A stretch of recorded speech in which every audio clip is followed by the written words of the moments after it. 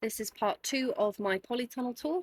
Now, this raised bed, which I set up at the beginning of the year, has been an unbelievable success. I had the guinea pigs in here for about a month, maybe 2 months, and I just left their bedding. And every time they needed new bedding, I'd put a really thick layer of hay on top of that and let it add up and up and up and up.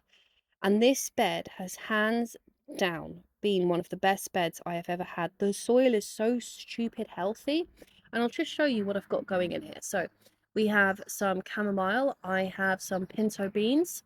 I have some self-seeded sunflowers, which I am going to cut off. I really don't need those here. I have some purple basil, more pinto beans, chard, 2 courgettes. I have Welsh onions. I have marigolds. I have the tomatoes. And then at the very, very bottom of the tomatoes, I have cucamelons. And the idea is that these are going to grow up the tomatoes and it'll just be a great way to use the space. I have brown basil, not brown, green basil, more beans, but just look at the size of these leaves. I'll just to compare them to the size of my hands. Now, for reference, I have very small hands, so maybe that isn't a very good comparison.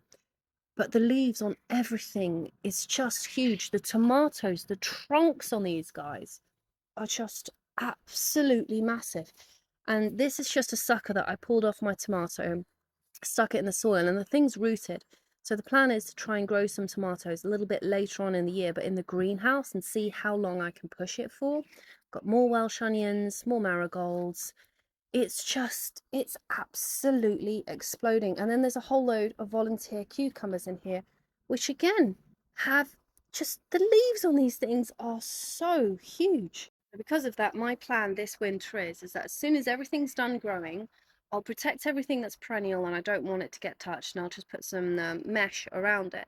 But then I'm just going to let the guinea pigs come in here and I'm going to let them clear out the whole thing, because I couldn't believe just how healthy the soil got when I just let all of that guinea pig manure pile up, and then I put a tiny little bit of topsoil from my garden on top of it, and everything is just exploding. It's going to mean less weeding for me, healthier soil. The guinea pigs are going to get a little bit of variety in terms of their environment. They're going to get a huge amount of really interesting food to eat for them. Obviously, I won't let them eat the tomatoes, but everything which isn't toxic to them, they can eat, like the field beans, like the spinach, like the parsley, the cress, the beans, the radishes, all of that stuff. And the soil in here next year is going to be even better. So I'm excited to see what happens then.